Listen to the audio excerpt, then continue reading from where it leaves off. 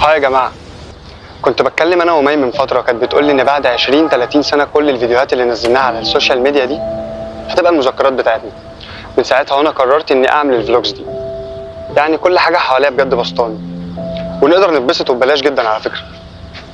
دي حاجة لوحدها تبسط أصلا. يعني مثلا ممكن نروح اسكندرية ونقف على البحر ونتبسط ببلاش. ممكن مثلا نروح نقف في الشارع عادي ونبص في السماء ونشم هوا، وده ببلاش. فعادي يا جماعة ممكن نتبسط وببلاش.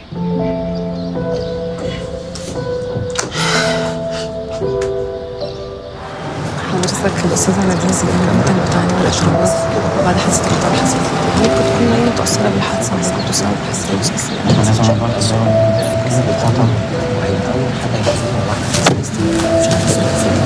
باشمهندس عمر ممكن كلمة بعد إذن حضرتك؟ هو حضرتك مين؟ أيمن قاسم، موقع خبر اليوم. هو في إيه؟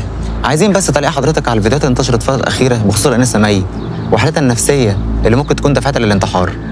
وبالنسبة لموضوع الأدوية والمهدئات اللي كانت بتتعاطاها.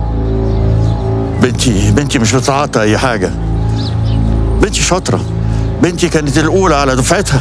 أيوة يا فندم، بس في تسريبات جديدة انتشرت الفترة الأخيرة بترجح تورطها في سيرة امتحانات الجامعة. رأي حضرتك كيف حاجة زي كده؟ بنتي ما سرقتش حاجة، ده كله بمجهودها. حرام عليكم بقى، حرام عليكم، بطلوا تشهروا بيها. سيبونا في حالنا بقى، سيبونا في حالنا. حضرتك الأستاذة نادين زيدان بنتك بتعاني من اضطرابات بعد حادثة القطار اللي حصلت لها. هل ممكن تكون مي متأثرة بالحادثة وده سبب برضه لحالتها النفسية السيئة؟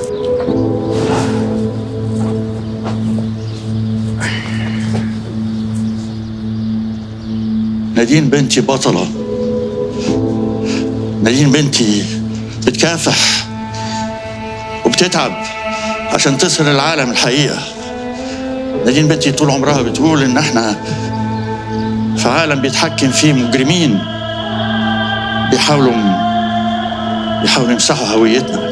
عشان كده لازم نبقى واعيين وما نسمعش الكلام اللي هم بيقولوه بيسمموا عقولنا بيه.